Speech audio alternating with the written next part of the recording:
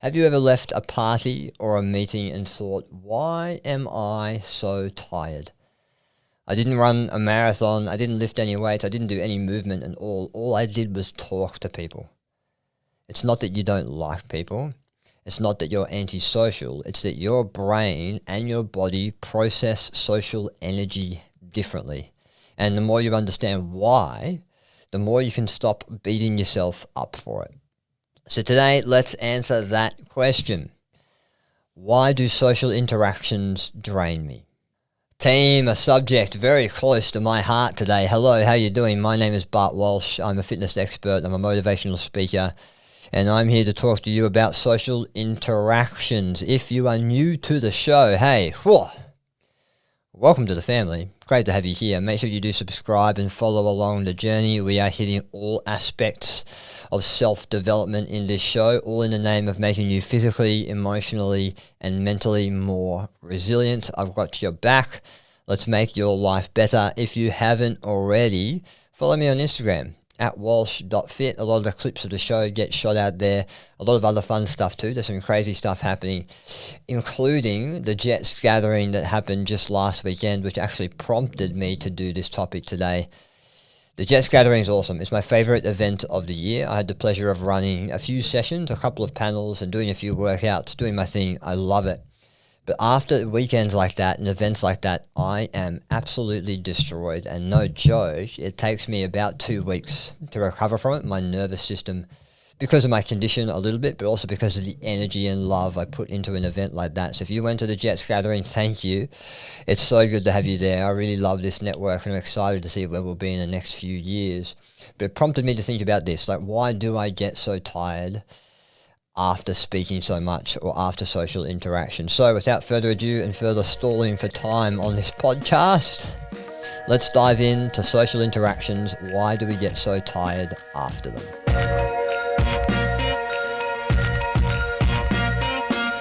Look, here's the deal. This is not about you being shy or outgoing. It's partially biological. Extroverts and introverts process stimulation differently in the brain. Extroverts get fired up on dopamine, and that's the chemical that rewards novelty, excitement, and activity. You may have heard it around stuff like social media, giving you pings of dopamine every time you get a like, or stuff like alcohol, stuff like cigarettes, stuff like gambling. They're all dopamine hitters. For these people, to walk into a crowded bar, their brain lights up, and they leave more energized. And introverts, preaching to the choir here, we are wired differently. Our brain is more sensitive to dopamine. Too much stimulation doesn't feel like fuel. It feels like static. And what does feel rewarding to an introvert is acetylcholine, which is a neurotransmitter in the brain. That chemical rewards calm, it rewards focus, it rewards deep thought, and it also rewards meaningful one-on-one conversations. I'm sure I'm resonating to a lot of you. So it's not that you don't enjoy people. Get that out of your head. We know you do. It's not that you're antisocial. It's that your brain says, hey, this right here, this party, these lights, this sound, all of these people, it's a lot. So to be clear and to reiterate, it's not that you do not like people or enjoy them. It's not that you're antisocial. It's that your brain says, hey, wow, this party, these lights, this music, it's a lot. And it sends that signal much earlier to you than it does to an extrovert. And look, I'm going to be a bit vulnerable here. This is the reason why I sometimes, not always, smoke bomb a party. My stimulation level is overloaded, and for me to even hold a conversation with anyone because of what's happening becomes really difficult. Add to that my very silent voice because of my surgery, because of my cancer, my voice doesn't project, and for me to try and get people to hear me, I often have to yell. And so I often retreat. I'll often find either a quiet place in that party and sort of park myself up there, or remove myself completely to hopefully recover and be ready to go for the next day. That's why these events take a lot out of me, but I absolutely love them. But let's dive into the psychology of what is draining. Now let's get into the mental load, because this is where so many introverts beat themselves up. You're not weak, you're not broken. When you're in a conversation, you're not just talking. You're running analysis in the background. You're thinking, did I say that right? How did they take that? What do they mean by that? You're scanning tone, you're scanning body language, you're scanning the pauses. You're processing on about 3 different levels all at once. And this is amplified, speaking out loud off the top of my head here, when you're on the stage presenting. You're taking in the audience reactions, you're taking in the lights that are coming into you, you're taking into the tone of your voice. Can they hear me? Do I need to be a bit more animated? You're taking in so much more than just speaking words. Extroverts tend to externalize. They speak to think. They speak first, and that allows them processing. Introverts internalize. They think deeply before they speak. It's not a weakness.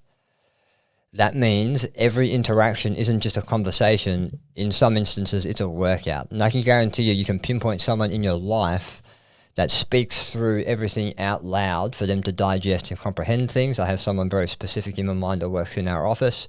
It's just how they work, and it works for them, but it does not work for everyone, myself included. And here is the kicker. The world is built for extroverts. Offices reward the loudest voice in the room. Networking events are built for schmoozing. I hate schmoozing. Even classrooms often reward quick answers over thoughtful ones. So as an introvert, you're not only navigating your own biology, you're swimming against the cultural current. No wonder you are drained. So listen to me. If you do resonate with everything that I'm saying today, you are not broken. You are not antisocial, you're not shy, you're not weak. You are wired differently. And once you get that, it changes absolutely everything. Your energy system is like a battery. Extroverts charge in crowds, introverts charge in solitude. Neither is better, but both are needed. Recharging is needed, particularly in this modern day world. The world doesn't just need people who are loud, fast, and always on. The world needs people who listen, who reflect, who think deeply, who can sit in silence and notice what others miss. And that may or may not be you. If it is you, that's your edge, that's your superpower. So stop comparing yourself to the guy who wants to party until 3 a.m. I promise I'll do that too. Stop judging yourself for leaving the party early or the event early. Your energy isn't a flaw to fix. It's a resource to manage, and you have the responsibility to manage that energy for yourself. So I have 1, 2, 3, 4 tips for you on how to manage this, how to maybe stop being so tired after social interactions. And the first is to choose depth over breadth. Don't pressure yourself to work the whole room if you're networking or at a party. That's an extrovert's playground. They love to do that. They'll get around to every single person. But as perhaps an introvert or someone similar to feeling this way with social interactions, your power is the depth, not the numbers. So here's an example for you. At a networking event, instead of floating from group to group, lock in on the genuine conversation. If you can pinpoint that person who you want to chat to and go deep with before you approach them, great way to do it. And then ask real questions. Get below the surface. I want you to listen, and I want you to connect to them on a human level. 1 meaningful interaction beats 20 surface level chats. I can guarantee you that. Think of it like weightlifting. You don't need 100 reps of everything. You just need a few very high quality sets to elicit change. The second thing I want you to do is to build recovery into your plan. This spans social interaction. This is all about your life, particularly in the modern world. Introverts burn energy in social settings. Your metabolic rate will be higher. And that is not a flaw. It's just how your system works. So plan for it in a way that, like athletes, plan for recovery days. So here's an example again. If you got a big work function on, say, a Friday night, do not stack Saturday up with chores and kids and playgrounds and work. Put time on that Saturday morning to recharge, even if it's just an hour outside by yourself in silence. Find that solitude that you crave and sit in it. This is something that I need to do much, much more of. Because remember, recovery is not indulgent. Recovery is fuel. Recovery is essential for adaptation and change. The third thing I want you to do is anchor yourself in purpose. When you're in a room of people, the noise can feel absolutely overwhelming unless you have a clear why. And here's an example. Let me paint the picture. You're at a work conference. Your purpose might be to meet 2 potential collaborators, or perhaps 2 partners that you could open up a conversation with perhaps after the event. If you're at a wedding, your purpose might be to celebrate with your mate, not small talk with 100 strangers. Narrow in on that purpose, and all of a sudden the noise that's around you becomes a little bit more silent. And then lastly, I want you to create rituals that actually restore you and do not break you down. Every introvert needs a personal reset button. I really wish that button was physical and we could just press it and refresh, but it doesn't. But these are things that put your nervous system back into balance after high stimulation. I'll give you an example in a second, but after a workout, one of the best things you can do is do breath work, because after a workout, your nervous system is firing. You're up in the clouds, you're ready to rumble, you're in fight or flight, but if you can actively put yourself in rest and digest before you start your workday, before you move on with your next task, you're making yourself far better off. So here's another example for you. After a big conference, maybe you go lift some weights in the gym. And just to get out of your head, get out of your body, separate yourself from the environment, or perhaps journaling. After the conference, you journal for 10 minutes to process the thoughts that you've been carrying. And if you've heard me speak before, you'll hear me talk about closing your loops. This is where closing your loops, writing down the thought loops in your head, giving them a place in reality, can help you recontextualize your energy and where you are in that moment. These things aren't luxuries, team. We need to start thinking of self-love and well-being as something that's essential and necessary. These are non-negotiables. Without them, we're going to be running on fumes for the rest of our life.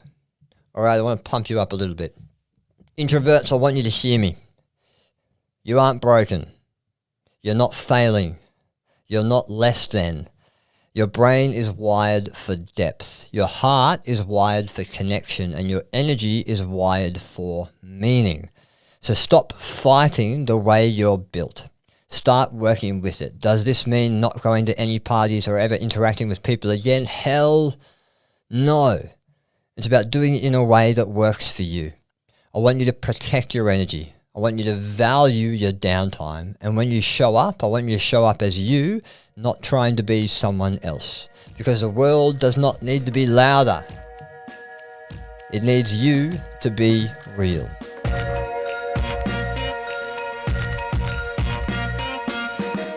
Team, another end of episode. I love this feeling. It feels like every time I do an episode, I'm on like a therapist's couch. And I've just gotten a lot off my shoulders, particularly for today's session, because it's very